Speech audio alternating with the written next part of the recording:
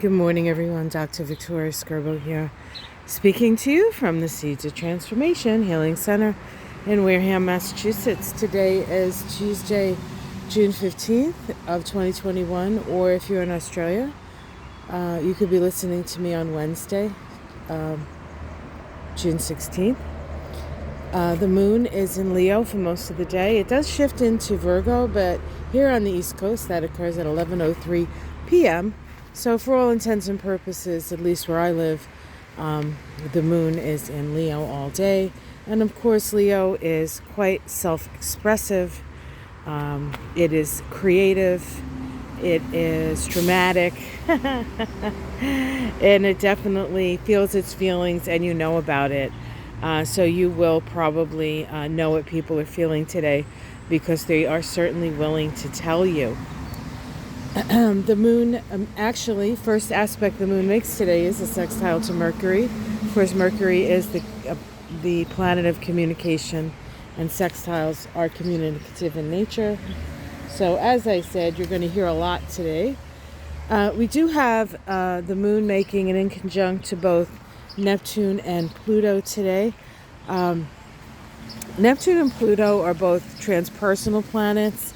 They have more to do with the evolution of the culture, the evolution of humanity, and of course the moon is very personal.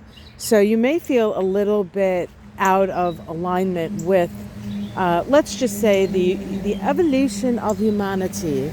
It may seem somewhat. It could feel far away.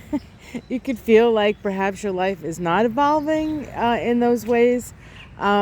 Or you can feel the pressure in your lives to become more aware of collective needs, collective issues, and the need for us to evolve in a different way than we've known before. We do have a supportive sextile between the sun and the moon today that opens the lines of communication. You know, any relationship between the sun and the moon has to do with the lunation cycle. This is the first aspect, major aspect that we see in the lunation cycle. And it does, as I say, stimulate our ability to communicate with one another. Of course, the sun is still in Gemini, and the moon in Leo, again, both communicative energies. So I think that's the major thrust for the day. I just want to show you, now that the dumpster is no longer here, we picked up just some plants. The coleus is new, and the begonia is actually from last year. We brought it in the house and overwintered it, and it worked, so that was cool. And here's some geraniums, and we can see that the hydrangea is now finished blooming, finished giving off its, for the most part, giving off its pollen, and the smell is not as strong as it was, but it's still very beautiful. And they will stay up for a long time, actually. And we have some daylilies coming up here. These are stelladoras. Actually, I don't know if they're daylilies, but they are stelladora lilies. And then, of course, all of the roses that are kind of soggy because it's been raining since yesterday. So things are pretty lush. I'm going to have to get the mower out as soon as everything dries out.